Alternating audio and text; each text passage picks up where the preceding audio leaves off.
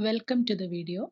In this video, I would like to talk about education in the Middle Ages. In the Middle Ages, education was a serious and disciplined affair. The church ruled every aspect of learning, and schools were attached to monasteries or cathedrals.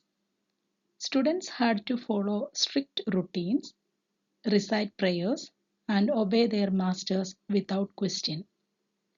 Punishment was considered a normal part of education, and learning was more about obedience than imagination.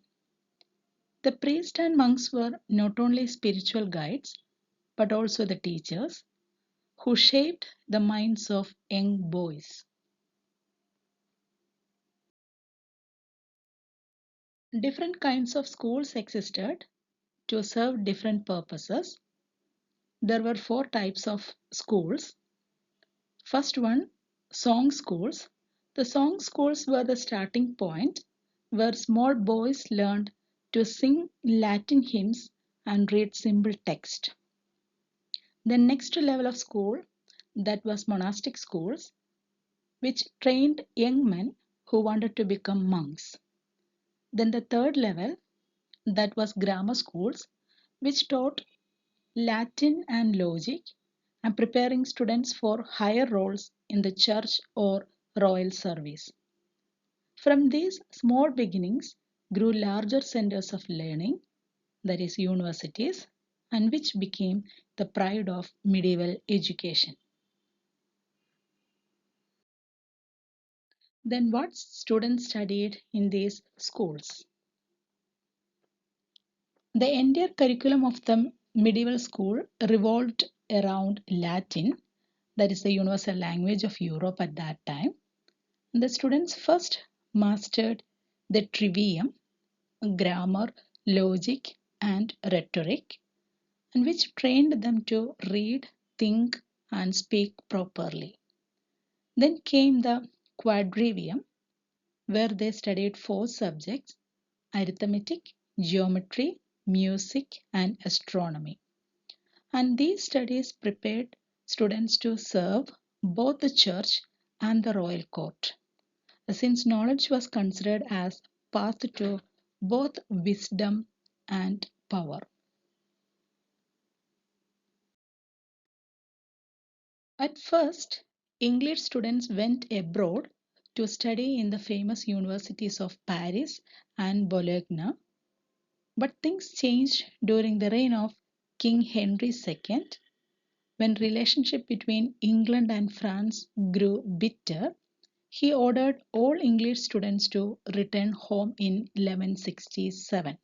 So, in order to accommodate these students, he started a learning center in Oxford, which soon became England's first university. And years later, a quarrel between townspeople and students caused some scholars to leave Oxford, and they moved north and founded another learning center, that is Cambridge, in 1209, and thus began two of the greatest seats of learning in the world. So let's look on the university life and discipline. So life in these early universities was far from peaceful. Students lived much like clergymen, wearing long robes and attending prayers. All teaching was done in Latin, and there were no written exams, only certificates showing attendance. But discipline was loose. Students often fought with townsmen, drank heavily, and played dice in the street. It was only later that Walter de Morton, the Chancellor of Oxford, introduced proper rules and codes of conduct to bring order and dignity to university life. So let's check what was the educational status of women at that time. While boys received training in schools and universities, girls were kept away from formal education. Most learned household duties like cooking and spinning, and daughters of noble families were taught manners, music, and dancing by private tutors or by nuns in convents.